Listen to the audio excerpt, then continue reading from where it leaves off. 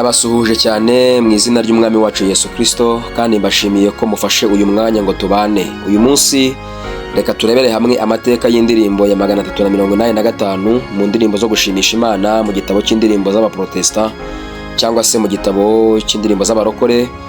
Iyo ndirimbo yitwa Murinzi we menyesha igihe. Ni indirimbo abantu benshi dukunda, ni indirimbo nziza idufasha, kandi n'indirimbo ifite amateka, n'umwanditsi wayanditse nawe afite amateka akomeye n'impamvu nyamukuru yamuteye kuyandika. Reka tubirebere hamwe muri uyu mwanya, ni karibu.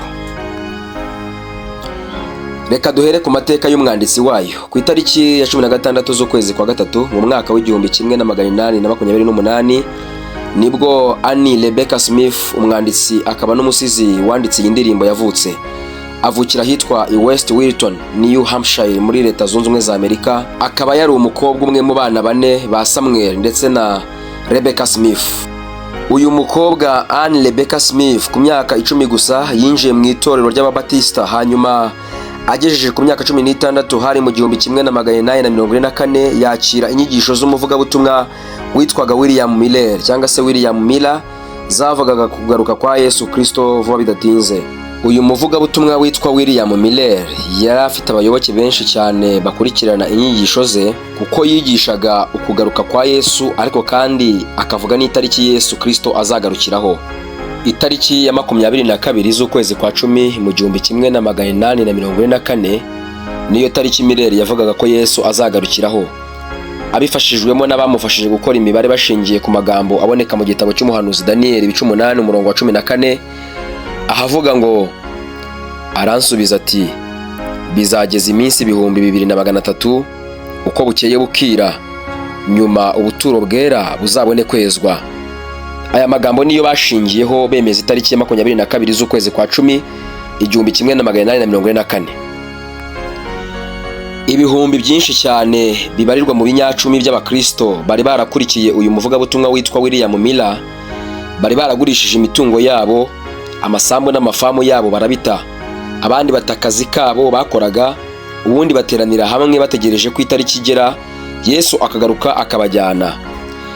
Ikibabaje nuko kuri iyo tariki Umwami Yesu ataje, kuko ubwe we yivugiye ko nta uzi umunsi n'igihe azagarukiraho. Iki rero nicyo cyiswe ugutenguha gukomeye cyangwa se Great Disappointment, cyaranze amateka y'itorero ndetse n'iyobokamana muri rusange mu gihugu cya Leta Zunze Ubumwe za Amerika, aho abakristo benshi bahise babivamo batakaza kwizera burundu.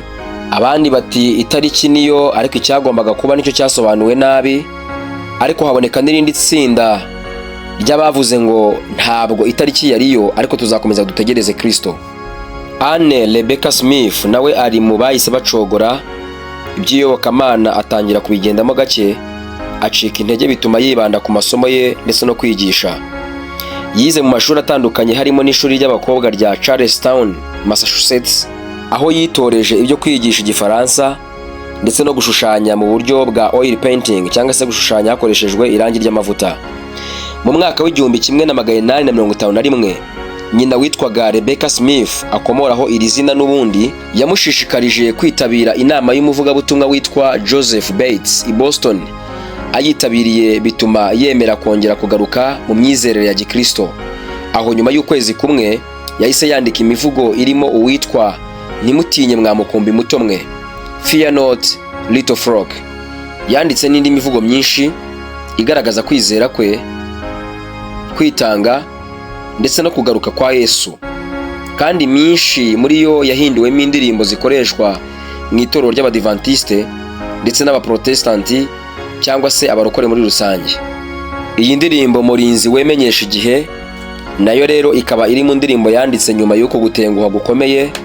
Ikaba ari indirimbo yanditse mu buryo bw'ikiganiro hagati y'umugenzi uhagarariye umukristo wese uri mu rugendo rugana mu ijuru, ndetse n'umurinzi uhagarariye umwigisha cyangwa umuyobozi wo mu mwuka. Kandi mbibutse ko Kristo cyangwa se umwuka wa Kristo, umwuka wera, ari we mwigisha n'umuyobozi uruta abandi bose dufite. Ayandika akomeza abandi benshi bari baraguye, abasubizamo ibyiringiro, kuko bari bari mu rungabangabo bibaza ibibaye ndetse bibaza uko ibintu bigiye kumera, bavuga bati se koko uyu Yesu dutegereje akaba ataje, ubundi azaza cyangwa ntazaza.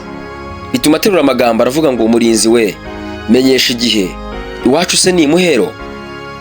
Ni nko kumubaza ati murinzi we, mbese urugendo rugeze he mu mwuka? Mbese ngeze he? Umurinzi nawe mu kumusubiza agira ati ubwijoro ryijimye cyane, humura bugiye gucya, umuseke ugiye gutambika, wirira, komeza ugende, nturorere kugira ibyiringiro kugeza ugezeyo.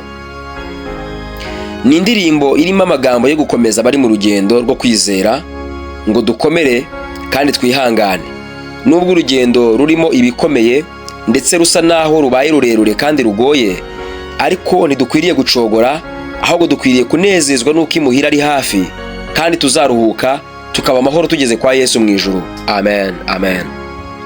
Tugana ku musozo, ku itariki ya 26 z'ukwezi kwa karindwi mu 1855, Anne Rebecca Smith ku myaka 27 gusa nibwo yatabarutse, apfa akiri umwari adashatse umugabo azize indwara y'igituntu. Tubashimiye ko mwadukurikiye, tubararikiye gukurikira ikindi gice kivuga ku buzima bw'urukundo rwa Rebecca Smith na Andrew rutashobotse, n'uruhare umurage yasize wagize ku itorero muri rusange.